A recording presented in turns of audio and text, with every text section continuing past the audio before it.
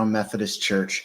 Hey, I am so blessed to be gathering here in our midweek time of gathering at 12:15 hour, or I always say when you watch this, because it may be later, it may be the next day, or maybe a few days from today. But hey, we are traveling through the 365 essential questions. Today, we're going to talk about offering gifts without offense. But before we do, I want to invite you, your friend, your neighbor, your loved one to share, like, and maybe even follow us, connect with us, maybe even say, hey, I want to come over and visit this church and see what this church has to offer.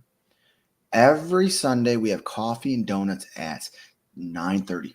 Yeah, 9:30, just coffee and donuts, casual, come in, have a donut, coffee.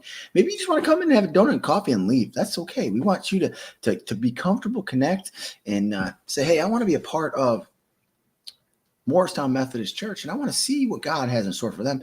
And if so, we'd love you to walk down the hall to the sanctuary at 10:30 where we worship.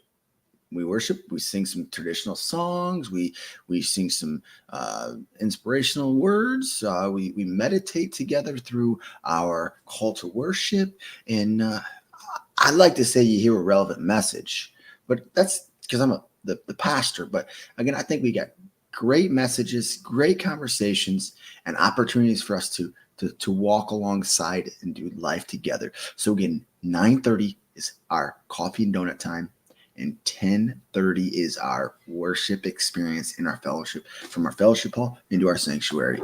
So we'd love to invite you, your friends, your neighbor, your loved ones, maybe even somebody you don't know that you just run across that you say, hey, I heard about this church. We want to try it out. But hey, let's jump into the 365 essential questions. Should I accept this from your hand? Malachi 1:13. Again, we're going to talk about the offering gifts without offense. It says God's people went through the motions of honoring him by sacrificing sheep, goats, and bulls to him. But they acted like he was a blind and dumb deity. Isn't that sad? They thought that was just dumb, blind deity. God had specified that whether they brought a sheep or a goat or a bull to a sacrifice, it should be without blemish. We see that in Exodus 12:5, 21 through verse 1, Leviticus 1:10, and 3:1. But the people were presenting lame and sick animals to him, even animals they had stolen from others. So here's what God's question was: should I accept these from your hand? Not likely. God still asks this questions of believers. You aren't bringing sacrificial animals to the altar. We aren't, right? Today we don't have to, thank the Lord.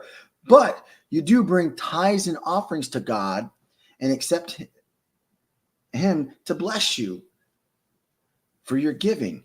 But Jesus said, if you bring your gift to the altar and there, remember that you brother in him something against you, has something. Him something. I can't speak right now, but it has something against you. Leave your gifts there before the altar and go your way. First, be reconciled to your brother, and then, I should say sister too, and then come and offer your gift. Matthew 5:23 through 24. See, the clear implication is that God won't accept your gift otherwise. At least not with intent to bless you. The Lord doesn't expect you to be perfect. We're not perfect, but he does expect you to sincerely love your fellow human beings. Matthew 22:39. That's where, honestly, thus together with loving God, and is one of the two greatest things that come to my mind, to the greatest commandments in the Bible, right? Together with loving God, we obey these commandments. He tells us, right? Greatest command, obey these, and God will bless you. Again, I know many of us may not be in a position, or many in here say, well, and on here, I don't have a position where I can give my offerings the way that they're asking of. I'm going to tell you right now, it's a start, it's a process. It's all about just being obedient. Being obedient and faithful. It's a step, it's a process, just like our faith. Everybody says, well, you just said it. Why? I'm not there yet. Well, it's a process again, like I said. You have to work through that. I, as the pastor and leader, and even our church folk can't come at you and say, you need to do this, you need to do that. No. Because it talks about we have to give without offense.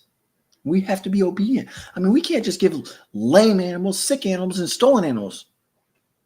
We have to give our best back over to the Lord.